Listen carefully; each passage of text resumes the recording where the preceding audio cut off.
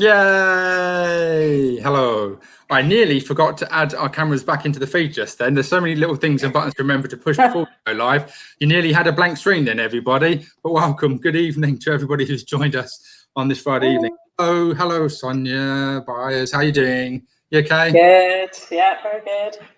Thank you very much for joining me. So it's with me now is Sonya Byers, who has very graciously joined us because unfortunately Amanda Murray Hind has had to pull out at the last minute due to personal circumstances. So sending our love to Amanda, and yeah, we'll get to speak to her in or coming weeks perhaps, but of course in the meanwhile I hope everything's all okay at home in the personal for personal reasons. Anyway, so Sonya, yes, thank you very much. Look at that, may I say, that lovely, wonderful. Hang on, there's the picture. Look at that resting cat face just there. There she is, Dolly. The real thing is just there. Well, not actually. That's not her. That's a white fridge, but we won't go into that. But she's sat down on the floor over there. Anyway, so yeah. How are you doing, Sonya? How are you doing this evening? Yeah, very good. Thanks. Really well. I'm glad it's a bit cooler. Yeah. Well, of course. Now you're wearing a contra. Is that what you're doing? I'm wearing a contra. Yeah. Rocking the contra top as well as having the merch of With Me Now on the side. I've got my hoodie on and I thought I'd like to wear it because there's no way I could have worn this in the previous few days. There's no way whatsoever. Well, I put my dolly top on and I was like, no, I'm too hot. And I have got a hoodie. I've got two hoodies, but I'm like, no, I can't do it. No, I can't do it. Okay. So you are Barking way. Do you live in Barking? Yeah, I live in Barking in Dagenham, yeah. So is it not home? So how comes it's hotter in Barking? Because I'm only over the other side of London. Is it different? I think it's just hot in the house. It's probably because I've got the lights on, and also I'm breastfeeding, so I'm just running hot at the moment. Of course, yes. Okay, so breastfeeding, of course, yes. You've obviously, for people who may not know, you've been on maternity leave, and therefore you've just had a baby called. And I remember this. Cara. There you go. Very good. I'm very good at that. So I'll ask you about that in just a second. Have you got any people who are going to be watching from the Barking area tonight? Have they told you we're going to watch out for you? I don't know. I didn't get enough time to tell them. So I guess we'll see. It depends who listens to the pod. Okay. That's a few. Got our usual people. Are you looking at the comments? Are you being cheeky and looking out for comments too? Okay, you're not meant to do that. I just looked. No way. I just looked. I thought, oh, maybe I'll see somebody I know. Oh, Linda Bussey says, I need to see Sonya's cat. He's wandering around actually. Two. You have two. I have two. One's wandering around. The other one's gone AWOL. He's out of reach. I can't grab him. Fair enough. Yeah, I'm going to leave mine just to snooze on the floor as well. So, your athlete ID number 928091, Barking Parkrun, Barking and Dagenham Juniors, and you're also an outreach ambassador for Social Deprivation. That is fantastic. And I will come into a lot more of that in just a second. Shall we bring up your stats? Let's bring up your stats down the bottom here. 180 parkruns, 45 different events. You're an Uber tourist. That does make you officially an Uber tourist. And then 234 volunteer counts. That's pretty impressive. And then your parkrun birthday. Do you know what it is? Quick before it pops up. 16th of January, 2016. I hid it just so you couldn't see. Parkrun birthday, 16th of January, 2016. There you go. How many parkrun countries you visited? 7? 7? Yeah. Wow. UK, Denmark, Sweden, Ireland, Germany, Australia. Now, the Z. Now, I remember this because you have a Z story to tell. Yeah. So I wanted to do the alphabet this year. It's my 40th year, and I wanted to do my Z for my 40th birthday, and we went all the way to Gdansk, and it was cancelled. Zari was it's not Zari, don't say it like Zari, but that's how I'm going to say it. Yep. And it was cancelled. So we did do Gdansk parkrun, so I got another G for my BGs, but that wasn't the original plan. Yeah. There's one cat here. Hang on. Yay, Kitty. Hey. Raven. She's got a resting bitch face. Oh, a resting cat face. Did I hear you say? A resting cat. That's what I thought. Sorry. You say. You can't be better. It's not the pod. Sorry. No, I can go back and edit, but I'm not going to. I'm going to leave it in there now. So if you lose your Parkrun ambassador role for swearing online live, I'm afraid there's not much I can do. Anyway, but hello, Raven. What a beautiful kitty. Hello there. Right. So tell us a little bit about yourself and your. Oh, meow. See, I must not. Otherwise, I'll talk about the cats. It'll become the with cats now. No, we'll take 30 minutes to catch. But tell us about yourself with meow. So I actually started as my stats show. Maybe I started volunteering at parkrun 2 years before I started running. Yes. Because I was an avid. I'm not a runner. No interest in getting up early on a Saturday morning. I only started volunteering because my brother started Barking Dagenham Juniors, and my mum said you have to help your brother out. So I spent 2 years going, no, I'm not a runner. No, not going to do it. And then I signed up for Tough Mudder and decided I better start running. And my parents and my brother were going to Krakow in January, and it was my birthday weekend. So I did my first ever parkrun in -8 degrees in Krakow in the snow. Wow. And then 2 years later I was an ambassador, and I've been an ambassador for a year later I was an ambassador, and I've been an ambassador for 3 years. So yeah, it's just kind of grown and grown. My involvement in it has grown, and I'm a run director at Barking Dagenham Juniors, along with my mum is a co-event director with my brother, and my dad's a core volunteer as well. So it's a family thing. My husband proposed at parkrun, and his mum does it. So it's a massive part of our lives, and we had a pre-wedding parkrun the day before, well, a couple of days before our wedding, because our wedding was on Monday in the end. So it's been a massive part of our lives, so we miss it. And we did a lot of touring. I mean, really, because my parents did a lot of touring and they were doing their alphabet. So we used to, we've done a lot of that. And I've got friends in Germany. I've been to visit them a couple of times. We did a bit of a crazy thing with Sweden. I should check, really, whether these events are going to be on before I book to go to them. I booked to go and do a different parkrun, and realised it was cancelled the week before, and ended up travelling to the original place and then going across country to Haga by a plane and a bus, and then taking another bus to go to Jönköping to watch Ironman. My friend's doing Ironman. So that's, planes, trains, and parkrun mobiles. Okay, fair enough. Exactly. Quite some adventures going on. Okay, wow. So your parkrun birthdays you mentioned there as well, of course, because we always go by parkrun birthday because it appears on the thing. But of course, you were volunteering. You were involved. You were involved in parkrun 2 years before. It doesn't necessarily reflect that. Of course, this data can only be done on when you first did the parkrun. Awesome. So I was going to ask you, how have you been since lockdown and parkrun paused? Because it has been a big part of you and your family's life. Obviously, you've missed it quite a bit. You've had a baby recently. I mean, how have you had to balance during COVID? Because, of course, being a new mother, I guess you've had to shield.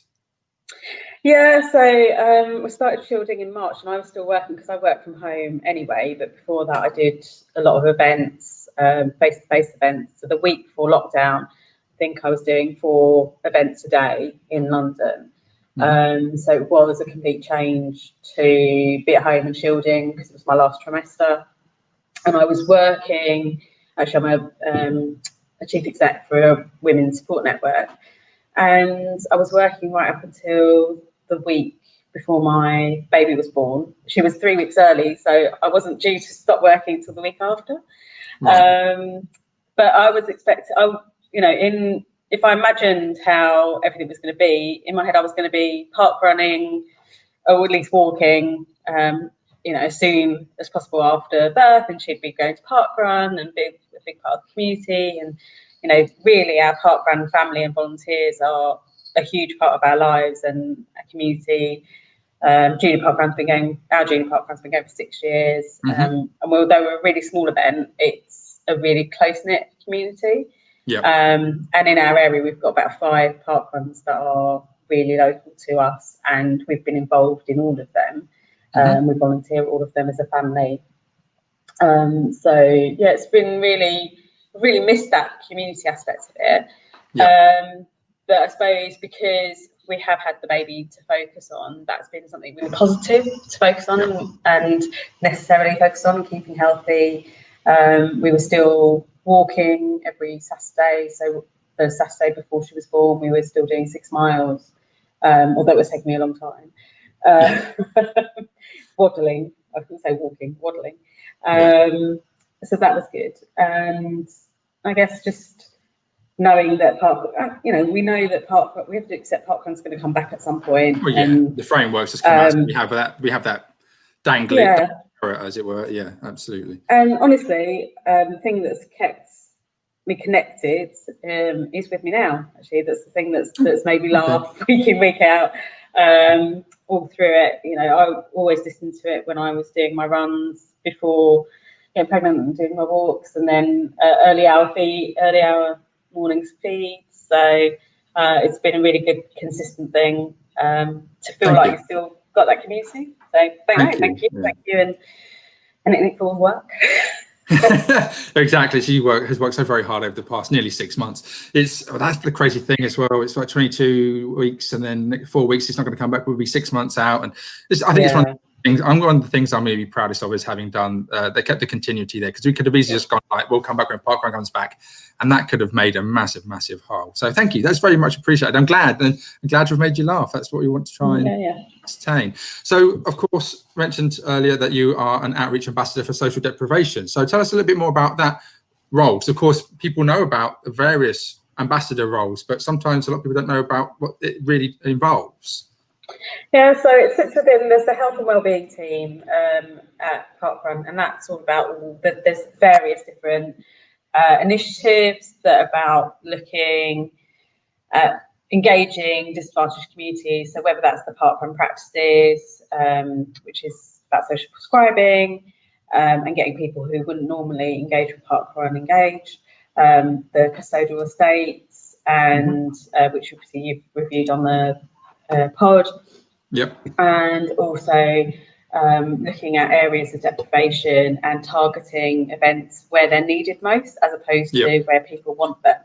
And so that's a key focus. And I guess with the social deprivation role, it's about working with parkrun HQ UK to support those messages, to support that activity, to increase participation. So that's building relationships with stakeholders, working with event teams to help them, especially like embarking in Dagenham, we're in a deprived area. We have a very small event, so it's about how can you engage more with the local community, how can you get people from underrepresented communities volunteering and participating. So that might be doing school assemblies, it might be going to exhibitions and events. There was like a cardiac event that we went to and represented parkrun at, engaging with London Sport around the social deprivation. There's loads. There's loads. Yeah, so there's loads of different things that happen. So it might be reviewing certain things or making suggestions of things that people can do. A lot of this is led. Is it with Chrissy Wellington and Rowan Ardil, and do you deal with those? Yeah, exactly. Yeah, so Rowan is the person that I report to. Okay. Because there is, there's a really professional structure around volunteering at parkrun ambassadors. Yeah. So we sort of have a set of objectives and certain projects that we're working on at any given time, as well as ad hoc things that come up. Obviously, we're all paused at the moment. But there are things going on in the background, and you might get asked to comment on things and just share ideas. Yeah, you must love it. I guess you must love it. Yeah, I do. I do really like it. Is there anything in terms of like a direct thing that you've seen impact immediately, like an anecdotal thing where you've seen it have? Yeah, I mean, it's interesting because, like I said, the event we have is really small. We have about an average of 17 juniors a week, but what I do see is for those families, the impact is much wider. It's almost like a butterfly effect, because it's not that one junior who comes to junior parkrun that benefits, it's the whole wider family and also what they go on to do. So I did one school, we did a series of school assemblies I did with Andy Badley, So we did 5 assemblies in one day. Yeah. And off the back of that, there was one person we met who was a teacher who'd never run. And when we spoke to her on the day, she thought, oh, I'm never going to be able to do a 5K. She was actually a PE teacher, but she said, oh, I'm not, it's not something I would ever be able to do.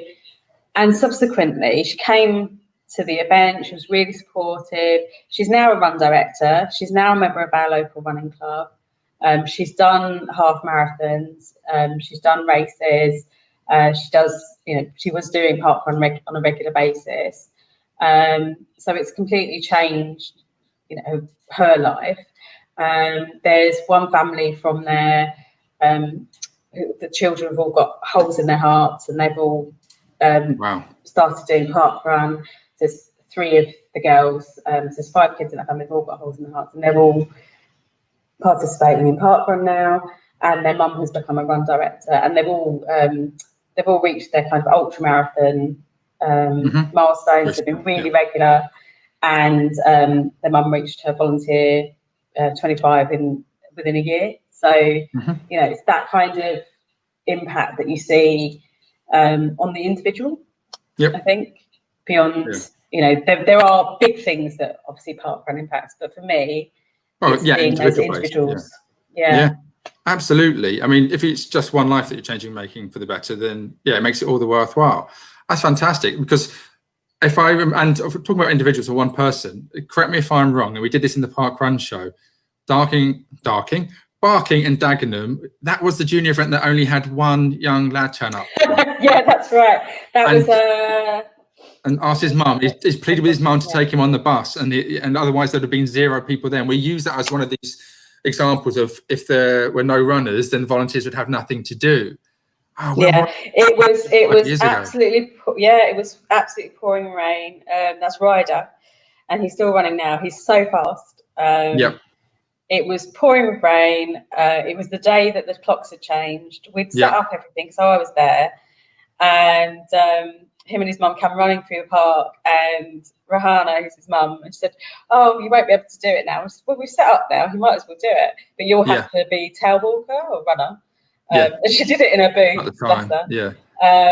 And he was so happy because he got the number 1 token. We were happy because we'd set up and somebody ran. And you had someone take part. And he loved it. And we didn't think it was anything unusual at the time, and then it went kind of viral. We were like, oh, okay. But it was just what we did, I loved it. It was during the parkrun show, I swear it was. So that would have been at least 5 years ago. So early days in the existence of Barking Dagenham Juniors. I remember, was it Ryder, did you say, the young lad? Yeah, it's Ryder, yeah. And I was, because it would have been in the winter. I think it was 2015. Yeah. March. It was around March. It was around the March time. It was around the time that the clocks spring forward. Of course. Yeah, of course it would have been. Yeah, absolutely. Yeah. So I think that's March. And as you know, I'm a junior ED as well. And to this day, I still think that one of my favourite events was the time when it was Beast from the Eastie, I think it was, and it was 13 juniors, and you're there wondering if anybody's going to turn up. And it just, the whole fact that you're putting this on, you're going to these great lengths. And of course you take for granted that people are just going to turn up. But when you have a few, it's a bit more tight-knit, a bit more communal. But to have that, nearly thinking you have 0, and then have one person turn up and do it, I just love it. Because again, it's that argument, isn't it? It's like, oh, if you didn't have volunteers, then you wouldn't have an event. Yeah, and I say vice versa. If you guys didn't have any runners, the event wouldn't have really happened per se. So you need both. You need both. It's a balance, isn't it? Symbiotic, absolutely, isn't it? So just want to go to some of the comments. There was a question here for you, and I just need to address this one. I do apologise.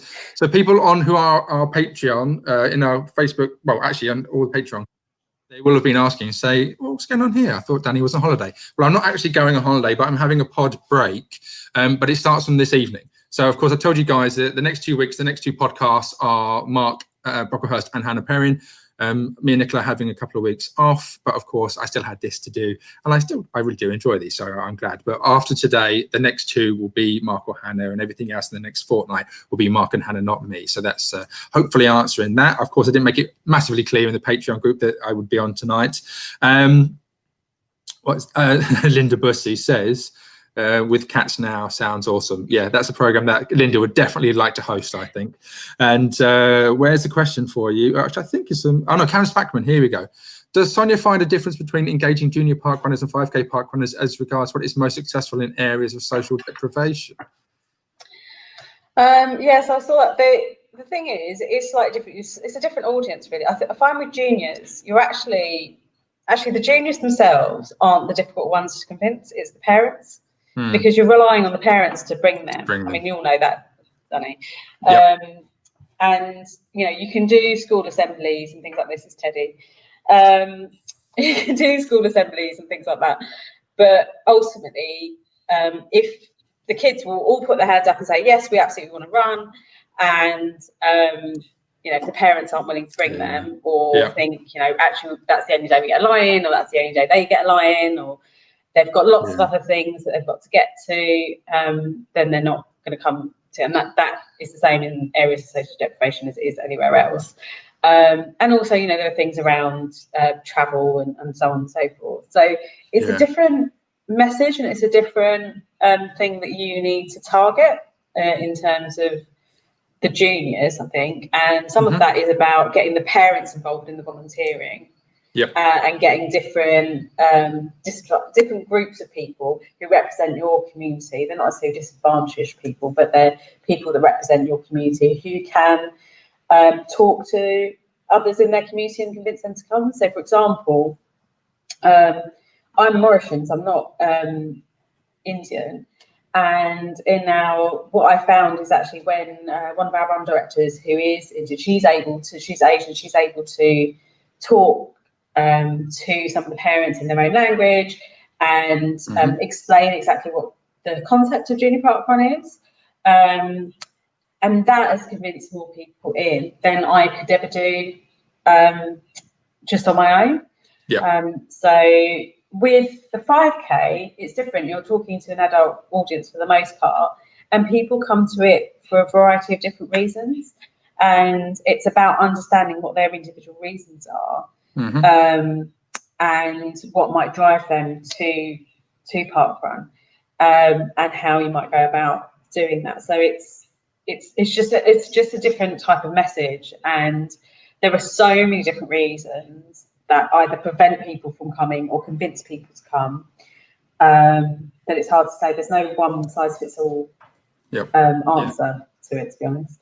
Absolutely. I mean, being part of a junior event, you see this, and of course you see so many different, again, the nuances, and it depends on geographical locations, and of course, with deprivation, areas of deprivation, of course, where we are at Surbiton, and this is going to be me making a big broad stroke here, but we are in between Surbiton and Tolworth, and there is a council estate on one side, and there is an affluent area just on the other side of the park recreation ground. And of course, majority of our people, they come in on a Sunday morning from the more affluent side. And what I recognise is that you'll have the parents who are very active as well already, but also they may work Monday to Friday and they'll have jobs in the city. And so when it comes to Sunday morning, and it's not so much an issue, they haven't been doing shifts necessarily, and being able to pop on down, or people come and visit and drive down and park up. And of course, it's not a massive hassle in terms of getting there or being tired and so on. There's so many elements to play. There's a lot of work to do in that sense. I think we do all take for granted that parkrun does fit a Monday to Friday fairly regularly wealthy schedule, but it's hard. It's hard to do much around that. Yeah. Okay. Okay. What did Linda Bussey said again? Loving Linda's comments. Token sorting would have been easy that day, to reference to the one person. Yeah, and results processing. Absolutely, absolutely. That would have been very, very easy to do, I expect. Yeah. Linda, again, one thing we noticed in Bradford is a lot of people in the Asian community are late workers. So there we go. Exactly. Our taxi drivers Saturday mornings are really difficult. Yeah. So echoing what we've just spoken about. Elizabeth Shazam. Once the parents have brought the children along to JPR, the parents realise they can walk a 5K on Saturdays and often come along with the children, who they often slow down. Well, it's their way, isn't it, of going, I want to go and see a kids movie. But meaning I want to go and do a bit of a run, but I don't want to go by myself. So you can also come along to the junior event and take part and have like a stepping stone to the bigger stuff. Wow. And Karen Spack, these observations are really interesting, I think. Well, thank you very much. Right then, let's go and ask you these. And quick fire questions. So I'm assuming you'll have seen some of the other live videos. Have you already? Yeah. So you're pre-art answers like Sean Price was last week. First up, Dolly.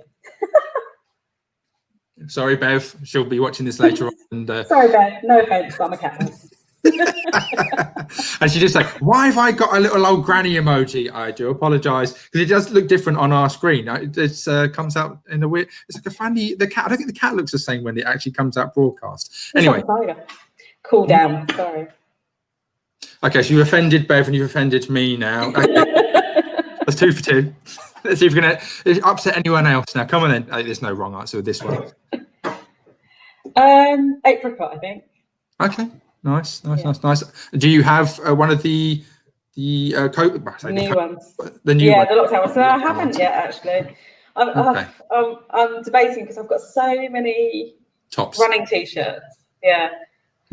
If you were to get one hypothetically, what would you have on it? Oh no. Don't know. I don't know what to have here. I think that's enough characters. I don't know. That's it. Do it. I don't know. That's probably right. I just can't think. Perfect. It works. You can have it. Right then. Flat or hilly courses? Flat. It's mostly flat round Barking Way. Barking itself. Yeah, it is. Yeah, flat.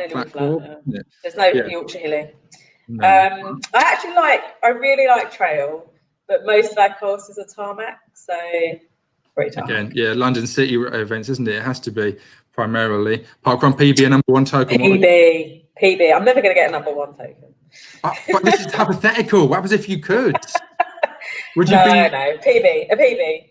Yeah, I'm a big thing about the number 1 token. Some people really would like to have one, but I guess it's circumstance versus actual personal accomplishment. I can see the gap there. This one? Oh no, that's wrong. Okay, that's 2. That's 2 things I'll mark you down for in my brain. That's fine. Okay, coffee or tea or neither? Tea. Okay, nice. Okay, with milk, sugars? With milk, no sugar. Okay, there you go. Something to remember. 1. Yes. What was your inaugural? Which one? Nidda in Frankfurt. Oh, My wow. friends live there, yeah. Wow, fantastic. Yeah, so I went to visit them. Brilliant. And then your most memorable parkrun moment? I have to say when my husband proposed, I think. Otherwise, of course. Watching back, that's that wonderful time when I did this. Excuse me. Do you remember the time I proposed to you at a parkrun? Do you not remember? Oh, yeah, sorry. I should have said that. Of course. Well, thank you very much. Well, there you go. They are quick fire questions, really are. Let's have a quick look in the comments before we go. Again, I'm not favouring Linda by any means. I am seeing all the comments and I love comments, but I just think that's a really nice comment. Sonya is awesome, especially being a cat. If you're going to flatter someone, you have to put it up there. And then some people, of course, people are responding. When people comment and I'm reading them, you don't actually need to vocalise in the comments responses. So, for example, boo, says Stuart Brandwood, but I don't know what he's saying boo to. Could be a variety of things. It could be the coffee, the tea, the warm down, cool down thing. And Karen Spackman says, love this. Brilliant. As always, thank you for the comments, guys. There are loads that I do and will go through. Let's just go to the top in case. Karen Spackman again. This could be a fascinating chat. I have a theory that COVID is going to make gaps bigger and bigger.